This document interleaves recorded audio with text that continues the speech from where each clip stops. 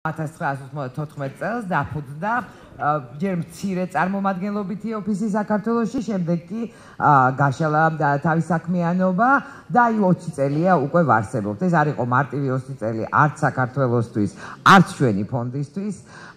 საქართველოში ძალიან ბევრი პრობლემა იყო, არაერთი ომი. ჩვენ ფონდს კი ძალიან ხშირად ბევრი რამ ბრალდებოდა, რაც ჩვენ ყოველ შემთხვევაში ვთვლით, რომ მისი ბრალი არ იყო.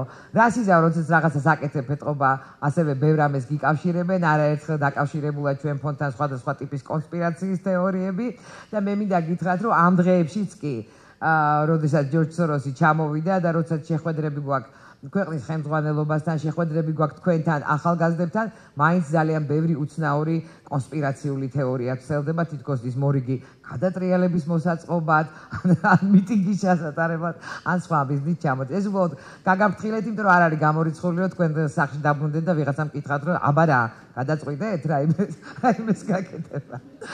მე პირადად 6 წელია ამ ფონდის დირექტორი ვარ, ფონდმა არაერთი დირექტორი გამოიცვალა, მაგრამ ჩვენ ყველანი დღეს ვიმუშაობთ ფონდში, ვთვლით, რომ თითოეულმა ძალიან სერიოზული როლი შეასრულა, არა მხოლოდ დირექტორმა, არამედ საბჭომ, იმიტომ რომ ჩვენ ყოველ ჯერზე გვყავს ხოლმე საბჭო, 5 ან 7 კაცისგან შემდგარი, ჩვენ ყველაფერს ვცდილობთ იმისთვის, რომ ჩვენი გადაწყვეტილებები არ იყოს ცალმხრივი, არ იყოს ერთპიროვნული, იქნება ეს გადაწყვეტილება გრანტზე, იქნება ეს გადაწყვეტილება პროექტზე, იქნება ეს გადაწყვეტილება ერთობლივ კამპანიაზე, რომელიც ალბათ იცით ახალგაზრდები ხართ, აი ბოლო წლებშიც კი არაერთი გქონია.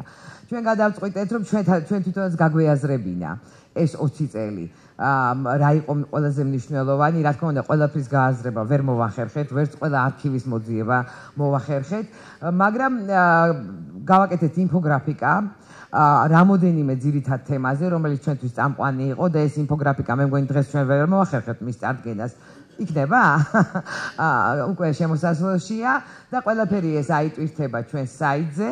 და იქ ექნებათ საშუალება მისი ნახვის თუ კი გაინტერესებთ. გარდა ამისა, გავაკეთეთ 2 მცირე ფილმი. ერთი ჩვენს პარტნიორებზე და გრანტიორებზე, როგორც ჩვენ ვამბობთ ხოლმე, თუმცა ხა ვერ ვიტყვევს ძალიან კარგი ქართული სიტყვა, ჩვენი გრანტის მიმღებებზე. აქცენტი ქონდა ამ შემთხვევაში იმ ფილმში იმაზე, თუ რითი იყო მნიშვნელოვანი მათთვის ეს პროექტი, იყო თუ არა ეს მათთვის პირველი და თუ კი პირველი იყო, რისი საშუალება მისცა, როგორ გაუკვალა გზა, თქვათ, შემდგომში ცხოვრებაში იქნებოდა ეს სამოქალაქო საზოგადოებაში მოღვაწეობის თუ სხვა. ასევე გავაკეთეთ კიდევ უფრო მოკლე ფილმი ჩვენ სტიპენდიანტებზე. იმიტომ რომ სწორედ როდესაც ერთიანი შეჯამება დავიწყეთ იმისა, თუ რამდენ ადამიანს აქვს მიღებული ჩვენი დახმარებით განათლება, მართალი გითხრათ, ზუსტი რიცხვი მაინც ვერ მოვახერხეთ, მიგვეღო, მაგრამ მინიმუმ 1000 კაცს აქვს მიღებული სტიპენდია და ამ სტიპენდიით არის წასული, თქვა, ცენტრალური ევროპის უნივერსიტეტში, ბულგარეთში, სოფიის უნივერსიტეტში, ინგლისში და სხვა ადგილებში. გარდა ამისა, არაერთ უნივერსიტეტში იყო ასევე ჩვენი დაფინანსებული პროგრამები, აი ამის დათვლა გვიჭირს. მაგალითად, ცოტა ხნის წინ ჯიპას 20 წლის თავზე რო ვიყავი, მე თვითონ გავოცდი და გავამაყდი ძალიან, როდესაც ჯიპას რექტორმა თქვა, რომ ის 2000 ახალგაზრდა, რომელიც ჯიპაში გაიზარდა, იმ 2000 ახალგაზრდის გაზრდაში ჩვენს დიდი წვლილი ჰქონია, იმიტომ რომ სხვადასხვა ეტაპზე სხვადასხვა ტიპის პროექტებს ვაფინანსებდით, თქვათ, ქართველი პროფესორების დაფინანსებას, შემდეგ ახალი კურიკულუმის შექმნას და ასე შემდეგ. აი ამიტომაც ჩვენ მართლაც გვინდა დავიჯეროთ ყოველ შემთხვევაში, არ გვინდა დავიბრალოთ, მაგრამ დავიჯეროთ, რომ განათლებაში არც თუ ისე მცირე წვლილი გვაქვს, რა თქმა უნდა, ეხლა მე თქვენ დღეს ხვდებით დღევანდელ სტუდენტებს. თუმცა 1-2 ნაცნობი პროფესორით შევნიშნე, რაც ძალიან მესიამოვდა.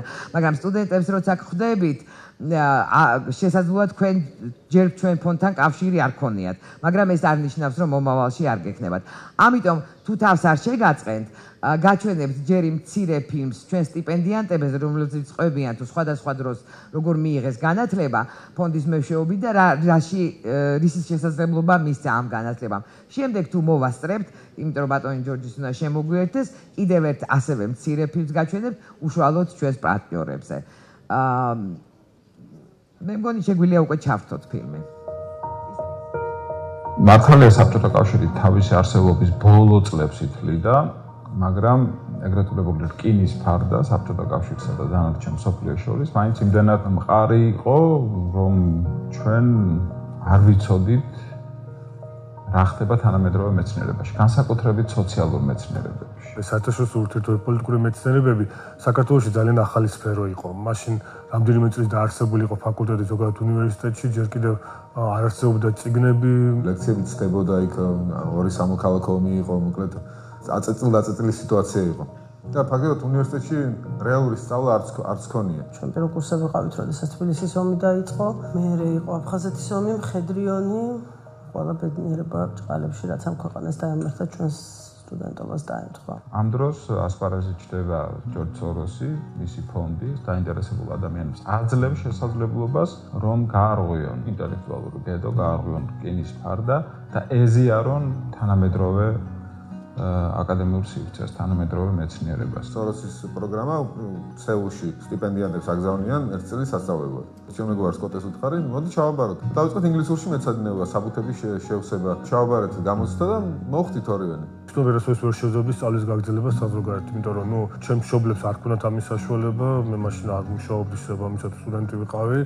რომ საზოგადოებრივ გავეგრძელებინა სწავლა და მიმეღო ის უნარჩვევები, რომელიც მე მთელი ცხოვრების განმავლობაში გამომადგებოდი. ეს იყო პირველი მერცხალი ჩემთვის პირადად ზალცბურგის სემინარები ნევროლოგიაში პროგრამა, რომელიც პრაქტიკულად ახალი ხილი იყო თითოეულ ჩვენთაგანისათვის. მართლა ძალიან კარგად უფიქრებული პროგრამა იყო და მე მგონია გაამართლა თითქმის ყველა ჩვენგანი აკადემიურ საქმიანობაში და აკადემიურ სივრცეში ძალიან ინტენსიურად არის ჩართული დღეს საქართველოში. მოწოდებული იყო ეს პროგრამა ამაზე, რომ ის ვინც მიიღეს განათლება უცხოეთში, არ დაიწყონ სხვა რაღაცეებში მუშაობა, არამედ თავი მიუძღვნათ ამ სამეცნიერო მუშაობას. ფაქტობრივად სოროსის ამ დახმარებამ იმ პერიოდში გადამარჩინა მე, რომ საერთოდ დავრჩი ჩემი ოცნების სპეციალობაში.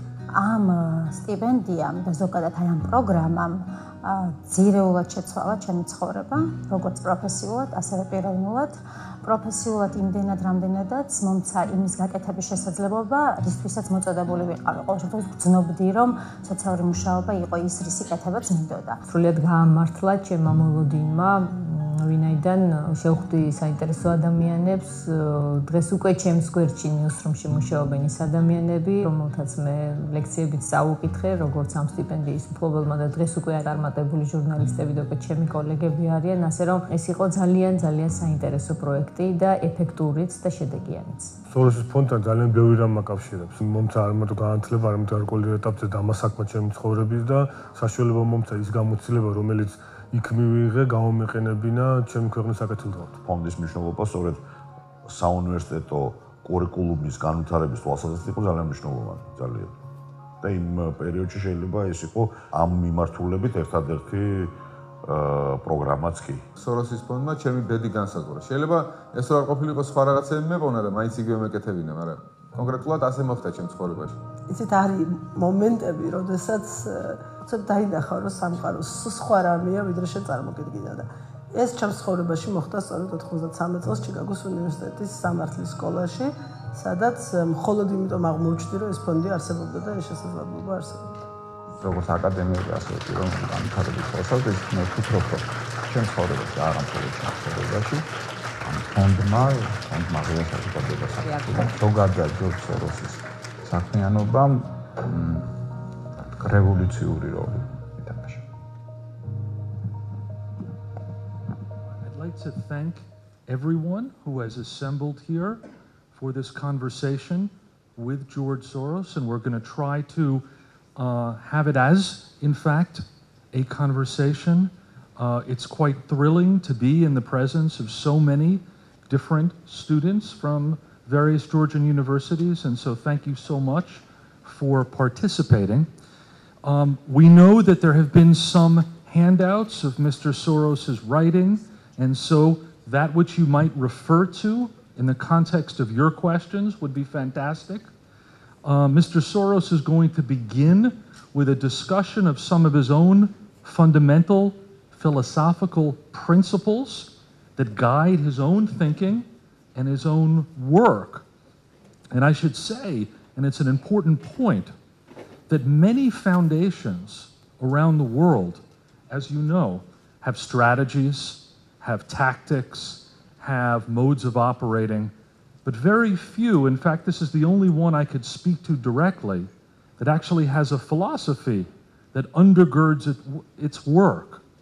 And I think it's going to be quite interesting to hear a little bit you've already read about that philosophy and how it, in fact, in practice, helps advance the programs of the Open Society Foundations. Then Mr. Soros is going to speak a little bit after that about some of what he's been spending a lot of time thinking, writing, and engaging with. The question, of course, of Ukraine, being here in Georgia for the last 20 years, and what that represents for the foundation and for the political environment, the broader question of Russia, and then your questions themselves. So we just look forward to an engaging next hour with all of you, and with that I will hand things off to Mr. Soros. Very good. So we have only a very short time together, and I wanted to make the most of it, and that's why I asked to distribute my philosophy to you, and also my latest article, Wake Up Europe, to bring you to the current moment in history. Just to remind you very briefly, to get you going, there are the twin principles of fallibility and reflexivity, which together lead to the principle of the human uncertainty principle. Because when you are a thinking agent, you have two functions. The cognitive function, you try to understand the world in which you live and where you are acting. And you are also a participant, you are an agent, and there you affect the world that you are part of. And the two functions work in opposite directions, and that makes the problem of understanding the world much more difficult, because your understanding and your actions actually change the world. So instead of a standing object, something that you can replicate, it's a constantly changing world. And that makes the task of social science more difficult than natural science. Natural science actually succeeded in establishing generalizations that can be used interchangeably, both to explain and to predict events. But in social science, such generalizations are very difficult to reach, because the behavior of, let's say, billiard balls or the planets is not changed by your understanding of that behavior. Whereas when you try to understand human history, as for instance Marx tried to establish a theory of history, well, he actually, his theory of history actually changed history. And that's actually why it isn't a valid theory, because he disregarded that fact. He claimed to be scientific, but when he claimed to be scientific, he was saying that he was applying the standards of natural science, but those standards and those criteria don't apply in the social sciences. So social reality is more difficult to understand. It's an additional complication, complexity, and that leads to the complexity theory. So I started out recognizing the difference between natural science and social science because I was studying economics at the London School of Economics, and I was studying perfect competition, theory of perfect competition, and the first assumption of that theory is perfect knowledge. And at the same time, I was reading Karl Popper, and he said, perfect understanding is unattainable. So there was something wrong. And that made me question economic theory. And that turned out to be a very good thing, because it led to the development of the philosophy which I presented to you, if you had time to read it. And it was also very good because economics became very much an exercise in mathematics, and I was not very good at mathematics, so I could do much better questioning the assumptions than by doing the actual mathematical studies. And that also then turned out to be very useful when I got involved in the financial markets. So I don't want to go into my own life too much. I just want to mention that. So I'm myself not just an exponent of this theory, but I'm also a practitioner. That is to say, I actually practice imperfect understanding. And there, when it comes, and that's also what's led me to set up the foundations. And the first thing is try to do no harm. So, because it's so easy that with the best intentions, as Dante said, the gates of hell are paved with good intentions. So good intentions are very important, but it's not enough. You also need to have critical thinking. And the greatest contribution you can make to critical thinking is that, I absorbed the concept of open society from Karl Popper, and I discovered a flaw in that concept, because Popper was a philosopher of science, so he was mainly concerned with understanding the world and didn't take into account power relations. And power relations are terribly important and very much make life much more difficult. So very often ideas, ideologies succeed by the use of power. But if they claim to be in possession of the ultimate truth, then they are bound to be false, because the ultimate truth is not actually within our reach. And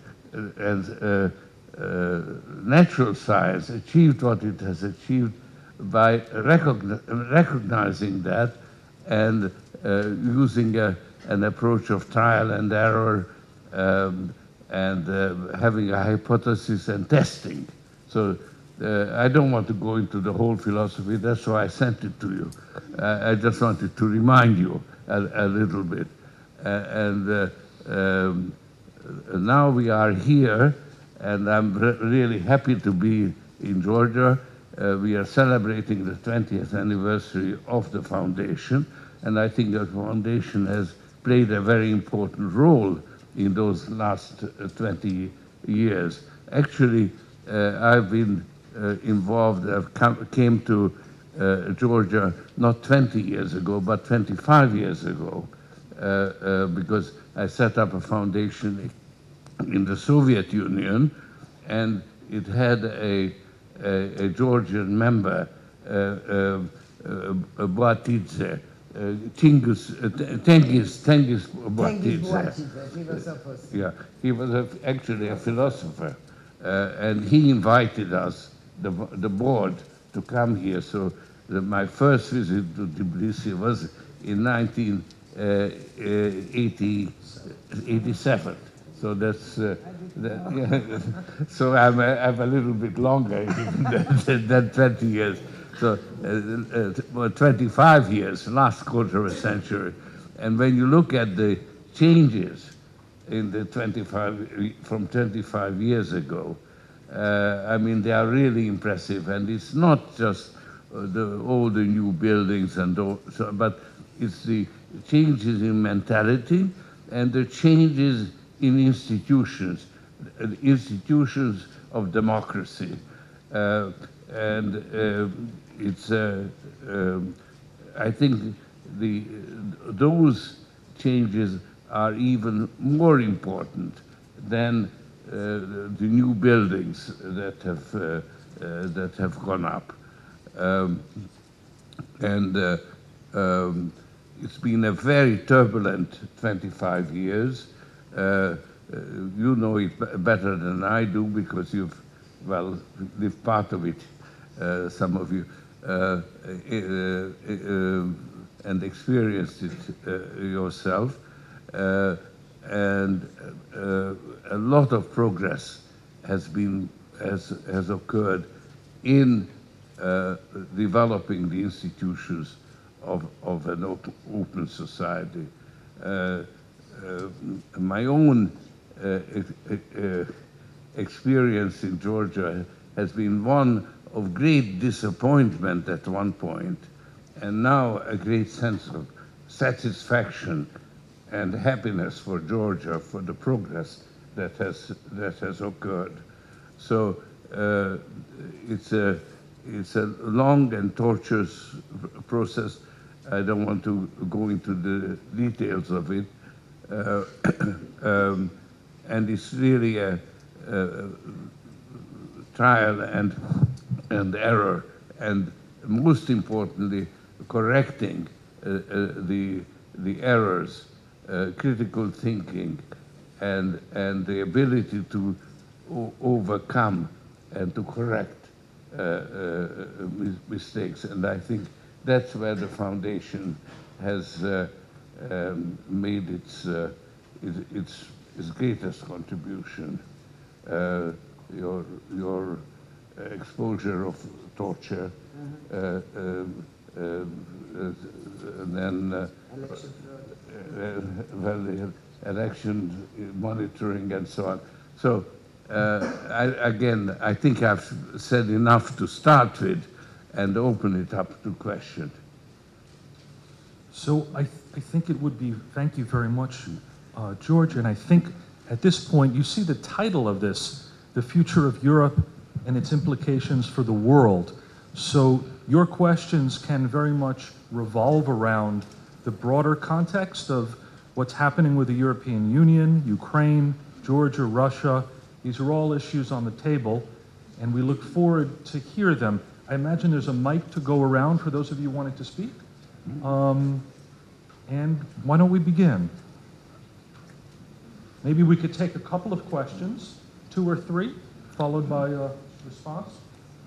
Just please introduce yourself, if you would. Hello, I'm Demna Janelidze. I'm from Tbilisi State University, 4th course, International Relations.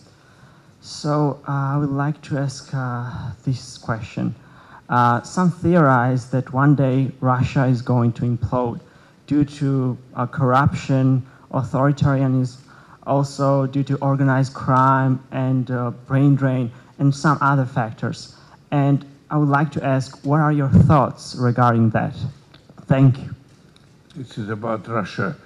It's an excellent question whether Russia one day will implode because of its corruption, because of its brain drain, because of its organized crime. Is this ultimately going to lead to Russia's downfall? Yes, I'm really convinced that Russia is still changing, and the Putin regime is a transitory situation, and you are right to mention the criminal repression and also involvement of combination of political power and economic power, and the corruption that generates, and the important thing to realize that the interests of Russia, the national interests of Russia, or the interests of the Russian people, are not identical with the interests of the Putin regime. And there are many people thinking people, people who are concerned about the future of Russia. So patriots questioned the directions of the Putin regime, and it's particularly its recent actions with regard to Ukraine, which has many similarities to Russia's actions towards Georgia a few years earlier. But they have actually, I would say that Putin has learned a lot from that experience and is refined his approach, and has been more successful both in the use of military force and in the use of propaganda. So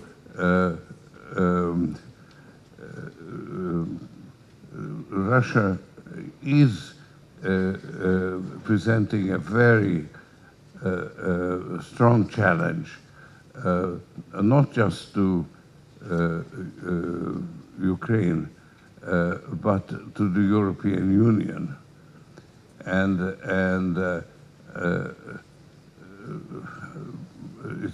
it's maybe surprising that a regime that is not very attractive when you look at it can present such a strong challenge, and it can only be explained by the weaknesses of the European Union itself, which is a noble experiment in international cooperation,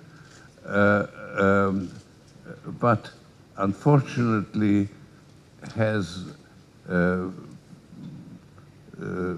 deviated from its original purpose. Well, I mean, now I'm beginning to repeat my article, so I think I better stop there. Okay. Please. Next questions. I think in the back there. Alexander Vasilov, Georgian Institute of Public Affairs. Mr. George, I've got a question about what means the Western Europe, Eastern Europe, the United States actually have to stop today Putin. And personally, your fund, what means you have and how possibly you see the possibilities to stop Russia from bullying its neighbors today. Should the regime disintegrate from within, or should it be the outer forces that would just exercise the serious influence so as Putin actually stops his actions? Because, you know, our fate is really intertwined with that of Ukrainian, and so that's why Ukrainian issue is extremely important for us, for Georgia, and your actions also can be crucial, just like in the framework of a civilized world. Thank you. Basically, Ukraine is presenting a military threat, but the fact is that neither the United States nor Europe wants to get involved in a war with Russia. And that is giving Putin a certain advantage because he is not afraid of using force. He's willing to use force. And the European Union, which is based on the rule of law as opposed to the rule of force, does not want to engage in war. And so that gives Putin a positional advantage.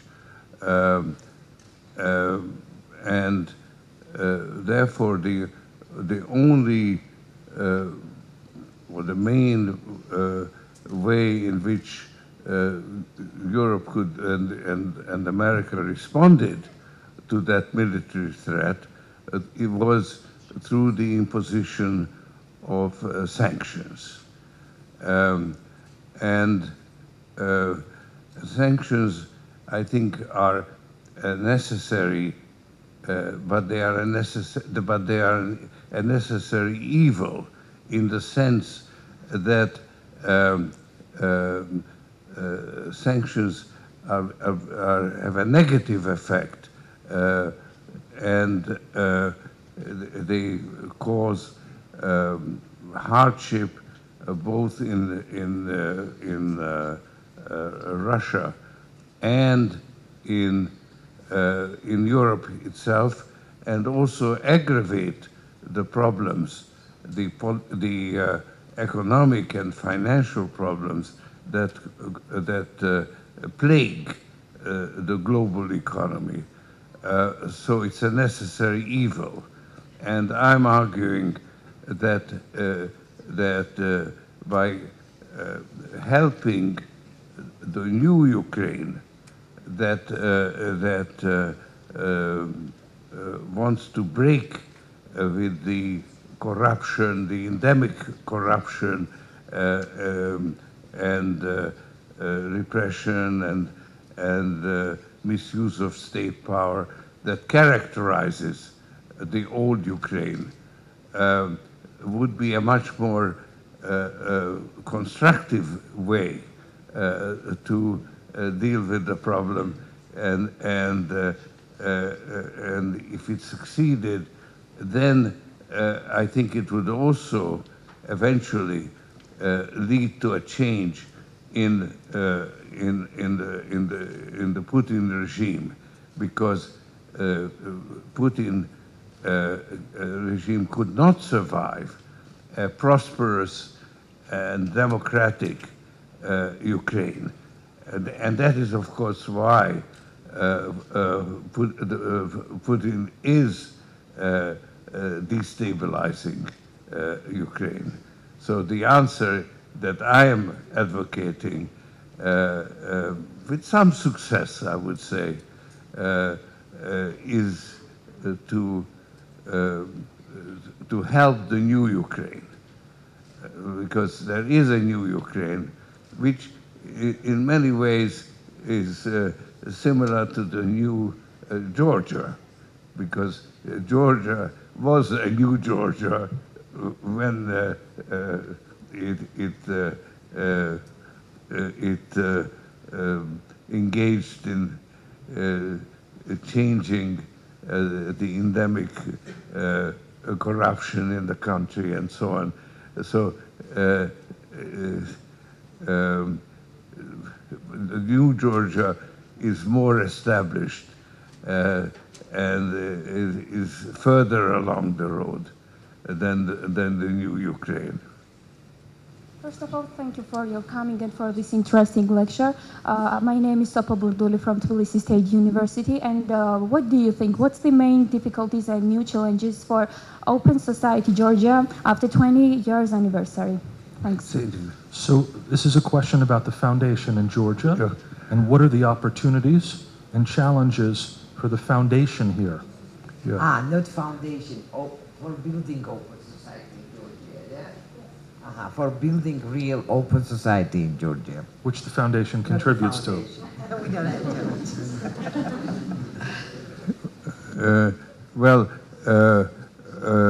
I don't think that I can give you an answer to that because that's for the foundation and the people here in Georgia to decide. But I came here actually to hear what the foundation is doing, and I like to hear. I'm actually very pleased by what I hear, but I would probably like you answer the question if you like, or because we have had a discussion on it, and there is a lot to do because you are now there is you have a political crisis which is just happened to come up totally unexpectedly on my part, certainly. When I planned to come here, so it's a situation that I need to understand actually. So I came here to find out more about it, and I'm in the process of doing that. I will have a meeting with various key players so maybe by tomorrow I can tell you more than I can today.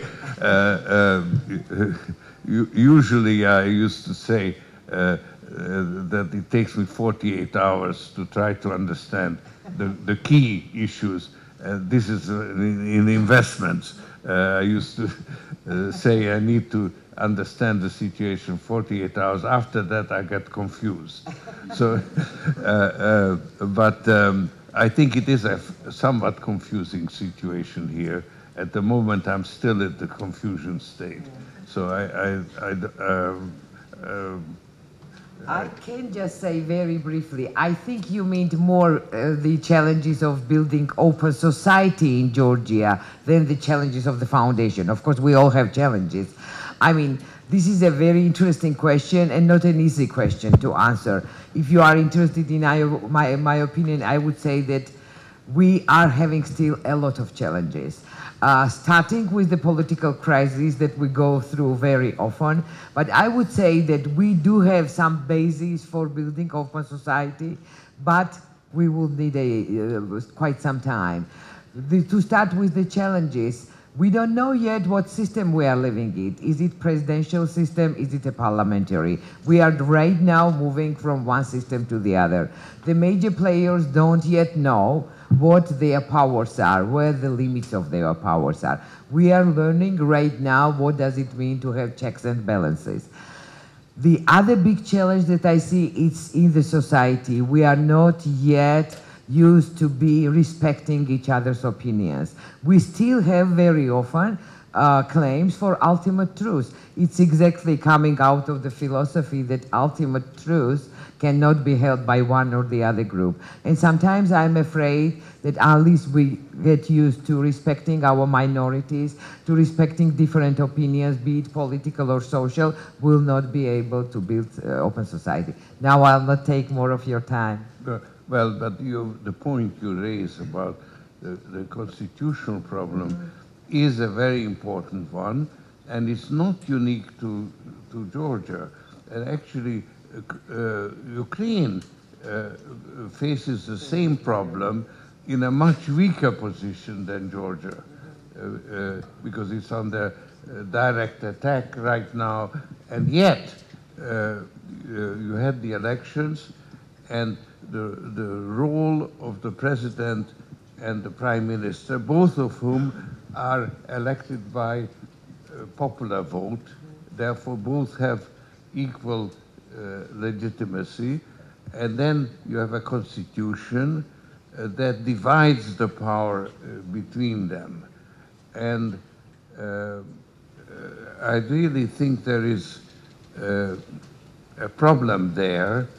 You had similar situation, let's say, in France, where both the president and the parliament, and therefore the prime minister. So you have a parliamentary democracy, but you have a directly elected president, and that leads. And then in France, the term of the president and the term of the prime minister is not the same.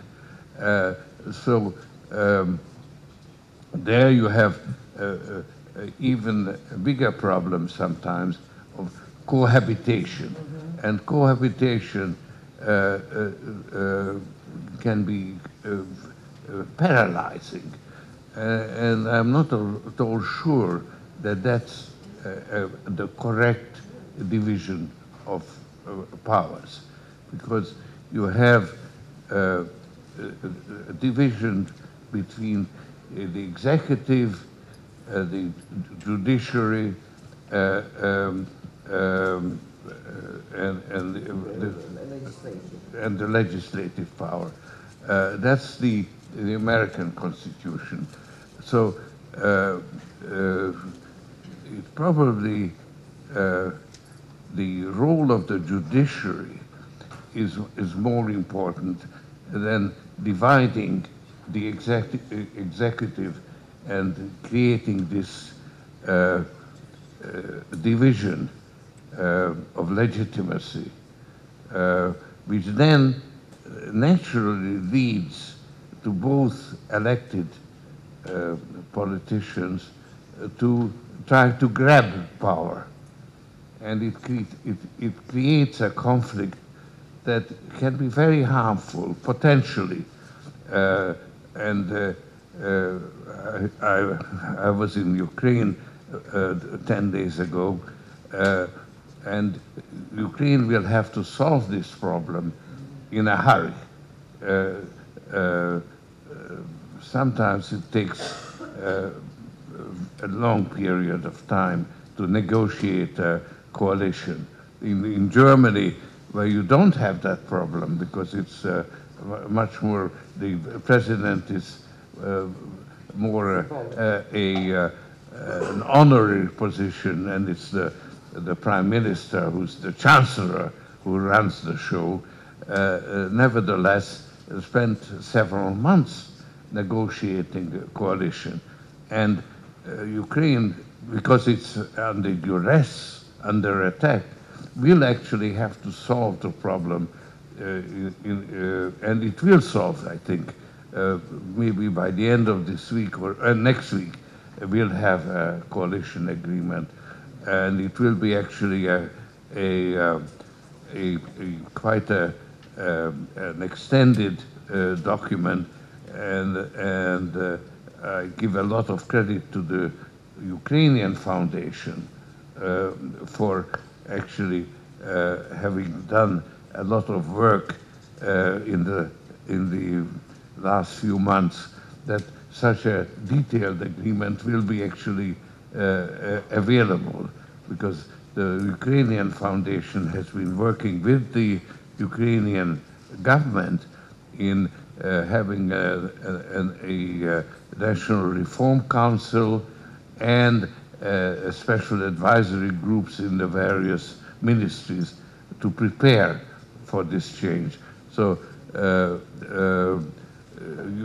I think it's all going to work out, but I can tell you that it makes things more difficult when the fate of the new Ukraine is very, very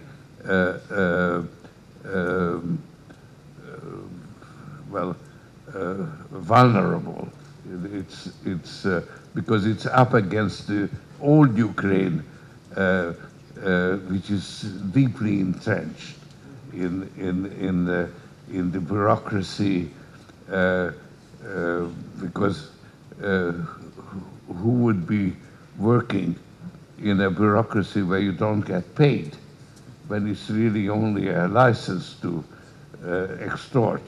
They have a vested interest in preserving their power, so it's not easy to reduce the power of the bureaucracy. So Ukraine faces really great difficulties in that respect. So, Teona, recent graduate from Central European University. Thank you for your presentation, first of all. And my question would be about this political crisis in Ukraine and Russia's role in shaping country's internal and foreign policy. And regarding Georgia, we witnessed recent political developments, and which is very crucial. And some people say that this is a crisis happening in Georgia. And I would like to know your insights and your ideas, if it's possible to balance and contain Russia at the same time, and also not to abandon the idea of the European integration. And how would you say, is it a zero-sum game really for us, as it happened in terms of Ukraine, to have relationships with the European Union, but at the same time to avoid all this political crisis, what happened in Ukraine? Thank you. Yes, I will. Can I just see a show of hands for any of you who have attended the Central European University, out of curiosity? 1, 2, 3, okay, several people. So the woman's question, a graduate from CEU, it's twofold.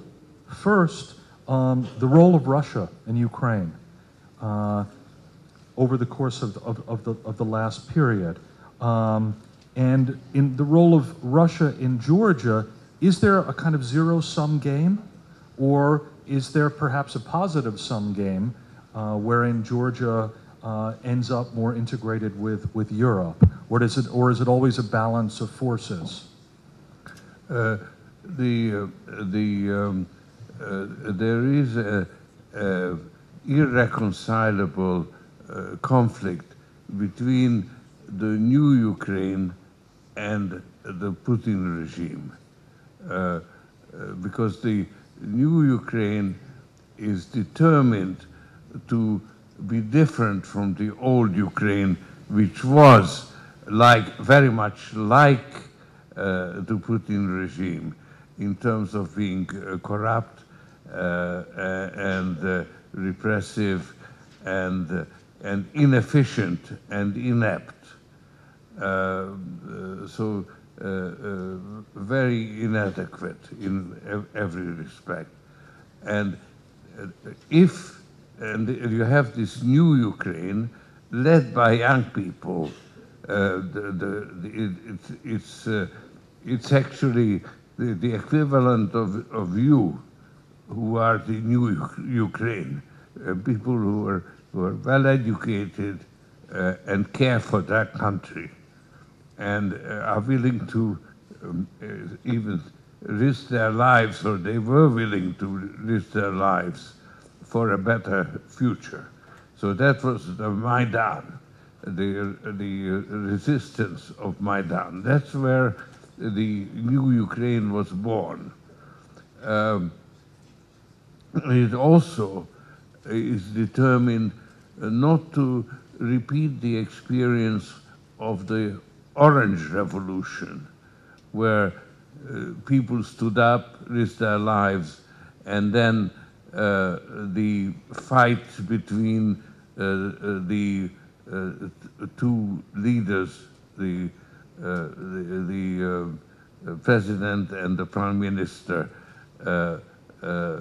led to the collapse of the new Ukraine and a return to the old Ukraine.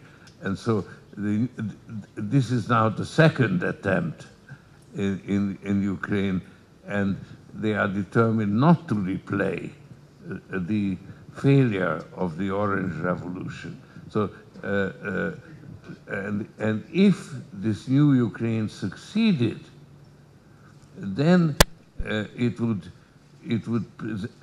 actually endanger the Putin regime, because the people of Russia would see that it works, and in Ukraine, after all, that's just a provincial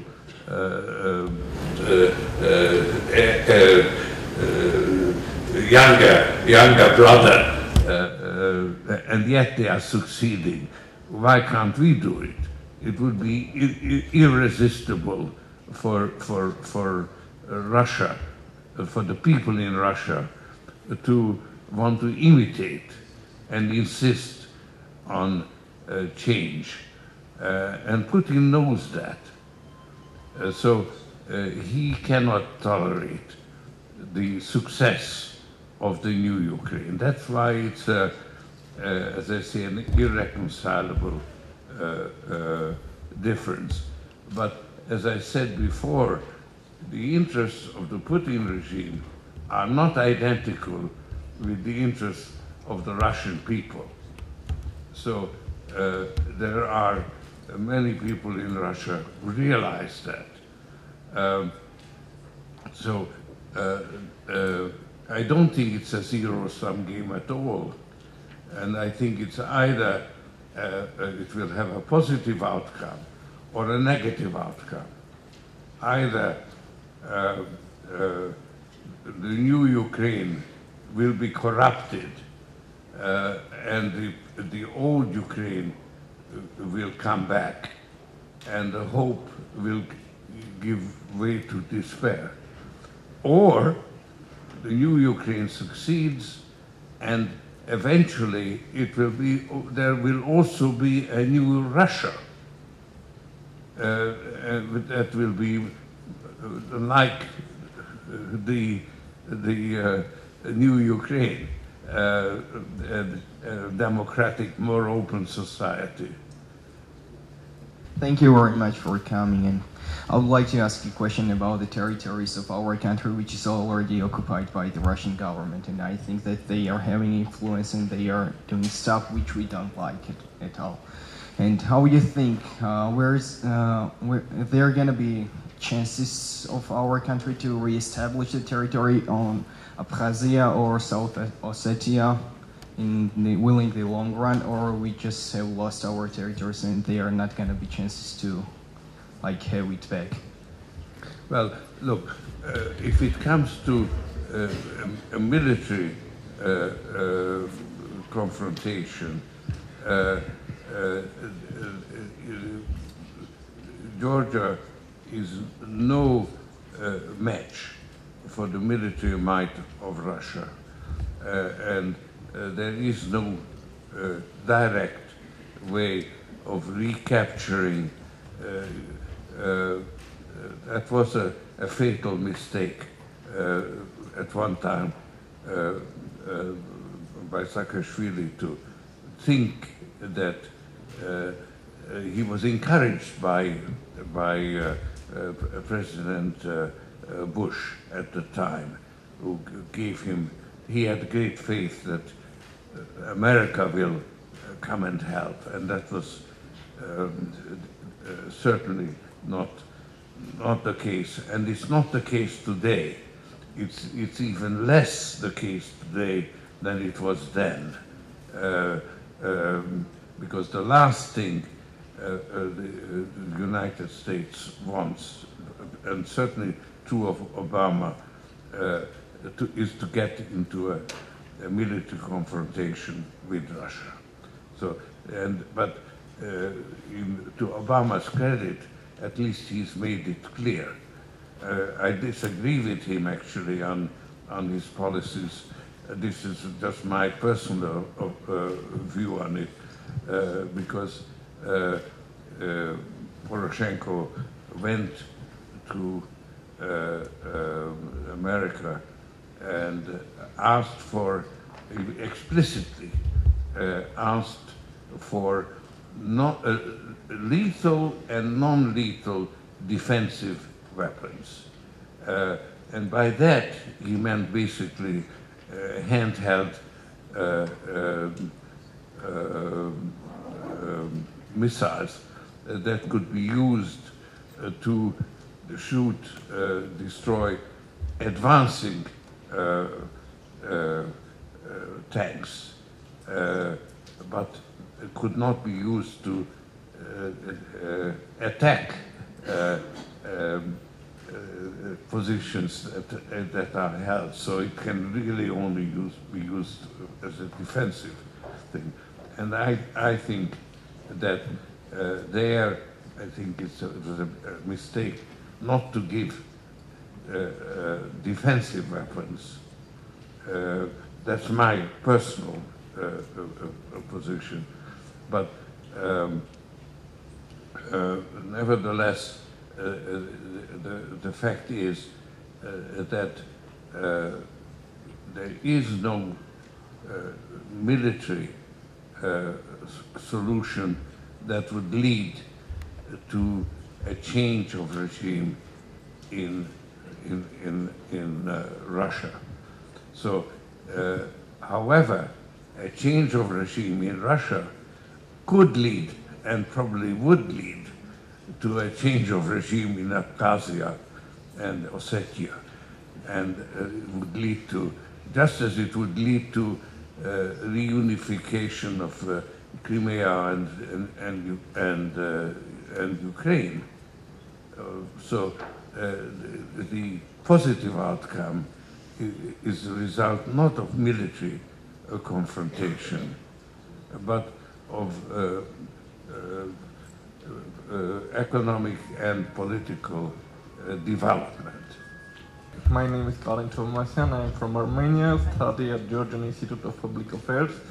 And Mr. Soros, some people say that it is impossible to establish democracy and open societies in some countries or regions like Russia or Middle East, and trying to establish open societies and democracy in these regions or countries will bring to destabilization and conflicts. What do you think about this vision? Thank you. So there are those who say that developing open societies in places like the Middle East or Russia are not only impossible, but in fact destabilizing. And what's your sense on the validity of that statement? Well, I would say that revolutions generally don't succeed. There are some exceptions, but generally revolutions are an expression of popular discontent and despair and a recognition that something fundamentally is wrong, and people are willing to risk their lives to bring about change and improvement. But the solution, the development of open society requires growth of institutions, and that comes only with a long process of trial and error. So it's an evolutionary process, not a revolutionary process. The Maidan is an almost unique event where people would rise and defeat, actually overcome the police, the Berkut, firing live ammunition, and actually succeed. But behind it, the people who are leading that are actually very well educated, mature, serious, capable people, and that's the new Ukraine. It's basically the leadership comes from people that were many of them educated abroad, went back home, did not want to join either the government or go into business because of the corrupt relationship between government and business. This what you could describe as the mafia state or illiberal democracy. That's the characteristic of the Putin regime, and it was a regime that was prevailing in Ukraine. So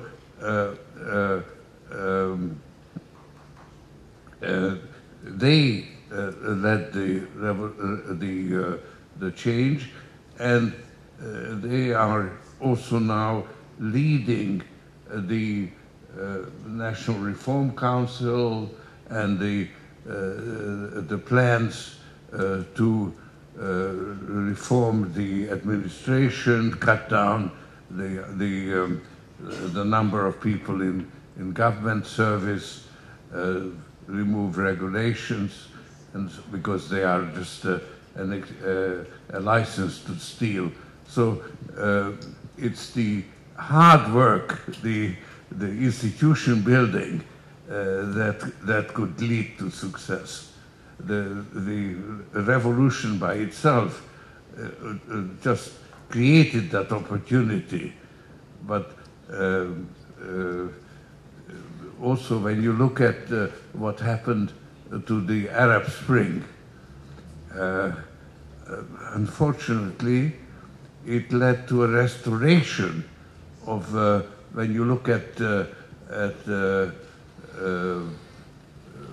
Egypt, where it was, the Arab Spring was led by an urban youth that wanted to move towards an open society, and they overturned the Mubarak regime.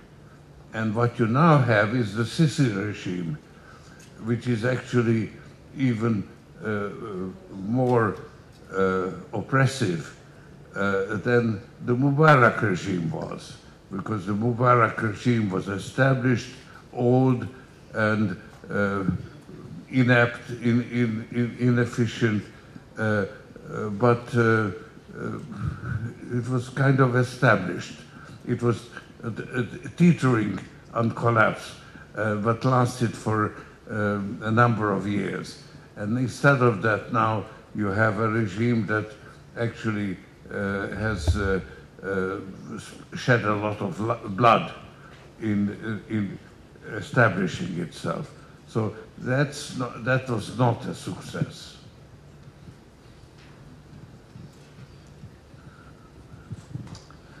David Vatsaberidze from Tbilisi State University. Thank you for coming and for an interesting discussion.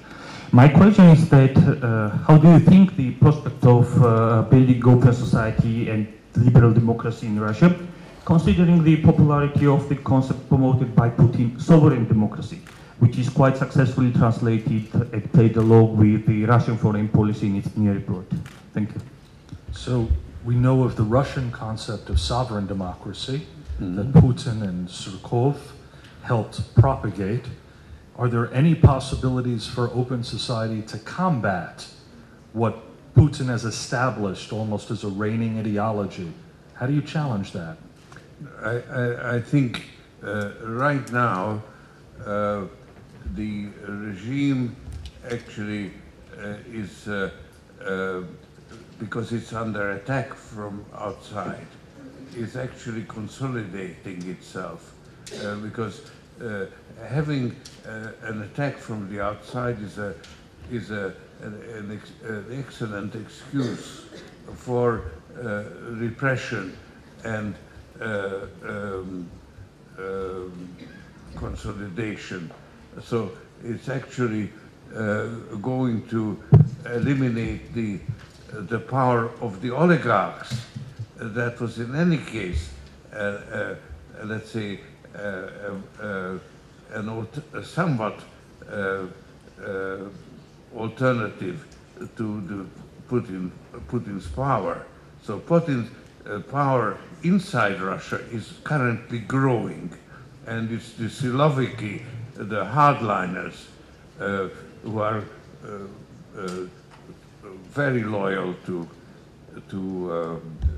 Putin and who are actually hit by the sanctions that are imposed, that are being compensated at the expense of the other oligarchs who were not at all, who had no faith in the Putin regime, and therefore they sent their children and their money abroad, which made the regime function, but made it extremely weak and constant drain of talent and capital. So right now, the Putin regime is consolidating, but it's a kind of a dynamic process where the power base is getting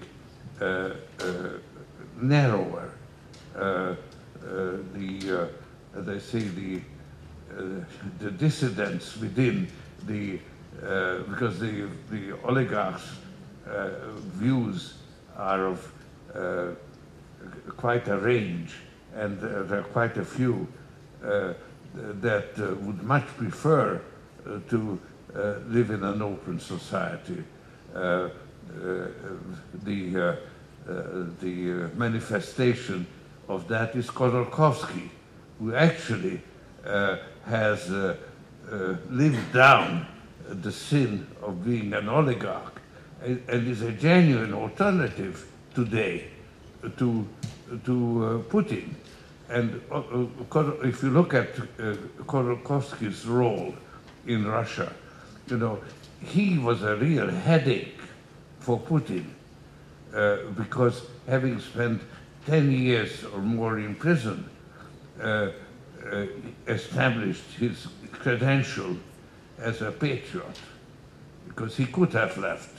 Putin gave him plenty of opportunity and plenty of warning and encouragement to flee, and he didn't. So he was actually in jail, a potential rival because of his credentials as a patriot. And so Putin went to very complicated maneuvers where he arranged that he would be, that Khodorkovsky would be released. He was actually spirited out of the country under Putin's direct control on a German plane. And the fact that he left on a German plane destroyed his credentials as a patriot.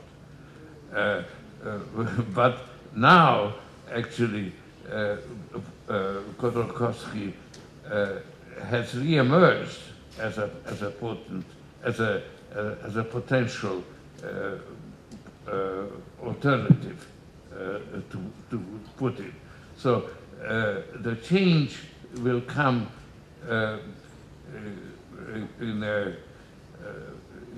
in an internal development. The regime gets narrower and narrower, and eventually it's going to collapse. And if the new Ukraine succeeds, that will certainly accelerate that process, almost make it inevitable. I should say just one additional gloss on what Mr. Soros has been saying. In authoritarian regimes or illiberal regimes, the leader, of course, has to have a large degree of political popularity. So whether it's Viktor Orban in Hungary, Erdogan in Turkey, Putin in Russia, Xi Jinping in China, they require very high levels of popularity. Whereas in democratic regimes, that's not necessarily the case. For example, in the US, Barack Obama might have 38% approval rating, but he can still, with difficulty, govern. And so this is a fundamental difference. So once that popularity begins to plummet, things take a real nosedive in terms of the capacity to govern. We're out of time, but maybe we could take just another final question. Kindly, please. Or even if they're two right near each other, we can just take them at the same time. Okay, hello, I'm Tak and studying at Georgian Institute of Public Affairs. I have distinguished question from others. I'm interested in, I have personal question. I'm interested in what was your aim in childhood and did you overcome difficulties and achieve your goal in this lackluster duel? Thank you. Another question right here though. My name is Joseph Larson. I'm also from CEU, and I was wondering if you could quickly give your thoughts on quantitative easing in the Eurozone, whether you think that that's an appropriate policy for Europe. The first one was whether you had to overcome any challenges in your younger days. No, and what was the dream? Yeah? Hmm? Childhood dream. Well, What was your childhood dream and whether you can think now that you have achieved your dream? well, actually, I would say that my adolescent fantasies have actually come true. Oh. So that's a rare privilege. The quantitative easing, it's not the best solution at all. Because the problems in Europe is that you can pump, through quantitative easing, you can pump money into the banking system, but you can't get the banking system to transmit the money to the real economy, particularly the small and medium enterprises. And the president of the European Central Bank, Draghi, who is actually a pretty good economist, understands this and is eager to find some fiscal stimulus, which is what is really needed, a balance between fiscal and monetary. It's because of the failure of fiscal policy, a false doctrine that is guiding the policies of the Bundesbank, and through the Bundesbank, Germany have created a lopsided situation where all the burden falls on monetary policy, and that's while monetary policy can help to avoid the worst. It can save you from Great Depression like you had in the 1930s. It can't generate economic growth. So that's the problem.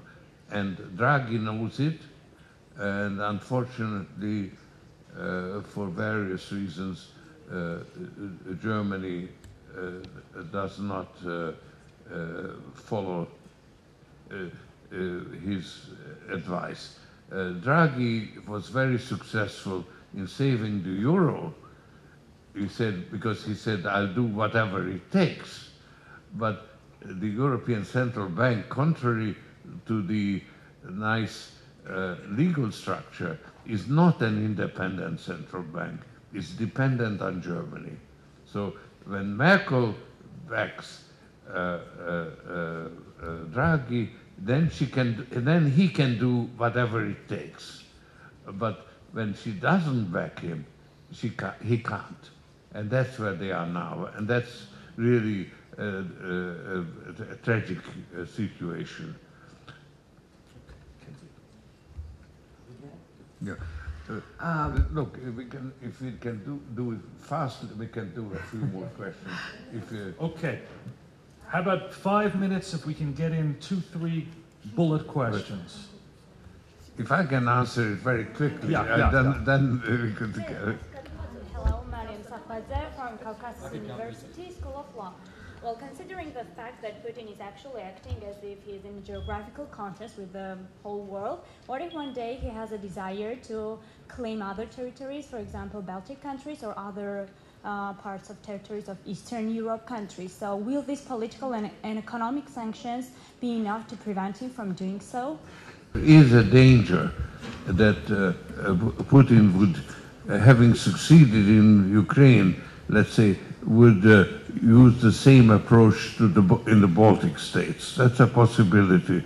But the real danger that Putin represents today is the imitators, that his appeal, Russia's appeal to various opponents of the European Union. You know, people in the European Union are dissatisfied, but they don't have an alternative. Putin is actually offering an alternative, and it's an amazing thing that a rather unattractive regime like Putin could pose that kind of threat. And the reason for that is because of the failure of the European Union to fulfill its original goals, which was to create a voluntary association of states, of equals, that share the same values. That was a great idea, and I'm a great supporter of that original idea. But that idea has been converted into something radically different, a relationship with the creditors and debtors, where the debtors can't meet their obligations and the creditors set the conditions, and the conditions they set make it difficult for the creditors, for the debtors, ever to escape from their position. And that's neither voluntary nor equal. So that's my complaint. I call it the tragedy of the European Union. So that's the. Nick Jashi, Tbilisi State University. Mr. Soros, in your opinion, how much diverging from Russian and post-Soviet paradigm involves gender equality development and gender politics? Putin's propaganda is the most successful because this is social conservatism, opposition to deviations in sexual behavior, LGBT. So that resonates with the people, and it has the support of the Orthodox Church and so on, and that actually is the most successful part of his propaganda approach, ideology. Okay, one final speed question. Yes. Hello, my name is Maria Mokovi. I am from Ilia State University and from Tbilisi State University. My question is that I am interesting. You know that in Georgia we have very democratic increasing, but in reality our democratic is low because in our country, if you see, there is a lot of violence, and I am interested about your position. What can be solving this problem? What we must do for make tolerant or don't tolerate this problem, and what's the main way of make really democratic? Yes, it is good. It go on education, but education is not very good basic to help to solve this problem. I am interested really personally of your view because I'm proud of you. It was very my dream to meet you and have personal discussion. And yeah, I am interested in your view. Tbilisi State University. I'm interested in your take on the rise of the far-right groups on national, also the international level in the European Union, and to face the challenges that the European Union is facing actually. How do you think it should integrate more, or the opposite, as some groups in the European Parliament say? Thank you. So the first question, a nice question, a little bit abstract, was simply the way in which we can combat intolerance, in an environment here, as in Georgia, beyond simply through the educational sphere, but more generally. Are there opportunities for that? Well, that's a very difficult question, because you can't be too tolerant of intolerance. So there are certain manifestation of intolerance that can't be tolerated. But how to,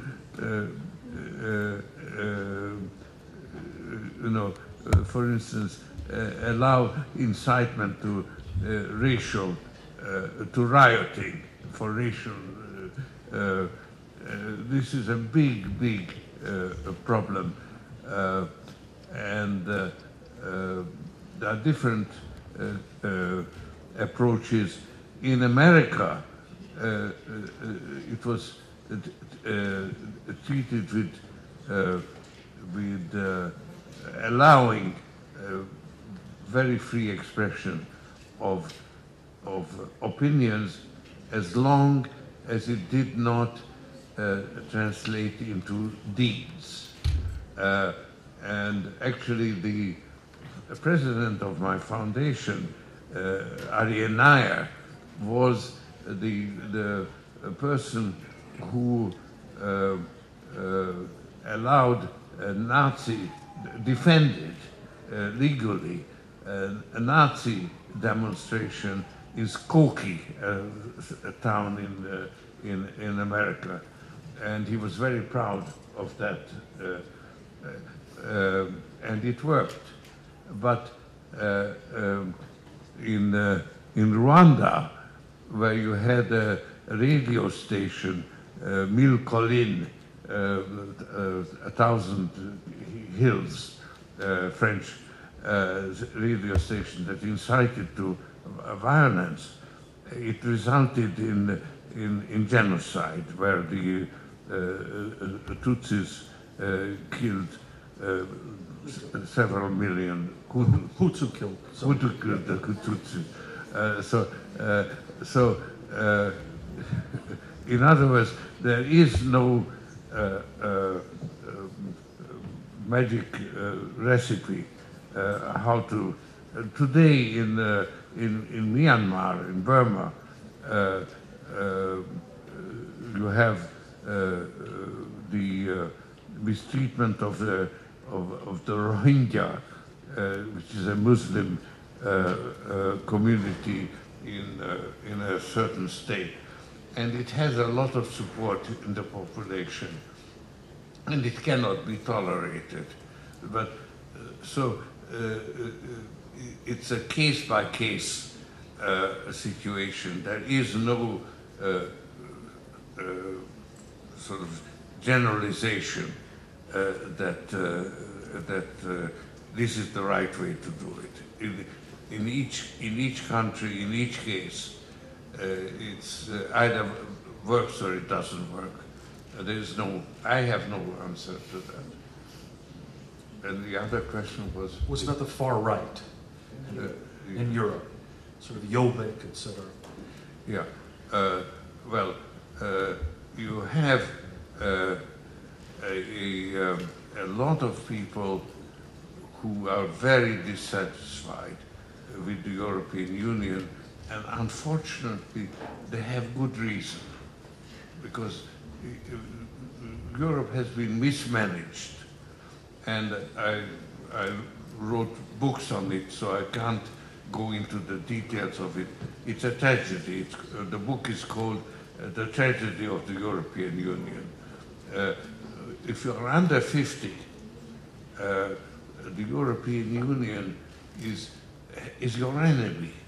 It's responsible of the fact that you don't have employment, or you don't have prospects, a wasted life. So this is intolerable, and I think if you believe in the European Union, you've got to recognize that it has failed, and it's broken, and it needs to be fixed. And that is my position with regard to the European Union, and I'm happy to say that there are increasing number of people who believe in the idea behind the original idea of the European Union, who are now actually in very responsible positions in the new Commission, who realize this, and who realize that the system is broke, that it's too complicated, it's too rigid, it can't adjust itself. Putin can write circles around the European Union in handling the Ukrainian crisis or any of the other things. So it needs to be fixed. And I'm very happy for that, because once you realize that it's broke, I think we can fix it. I think it's time for us to thank Mr. Soros and to thank all of you for the great questions. And just one more small request to you. If you just could stay a couple of minutes, we say goodbye to Mr. Soros, then you stay just a couple of minutes, and then we end this. Thank you very much.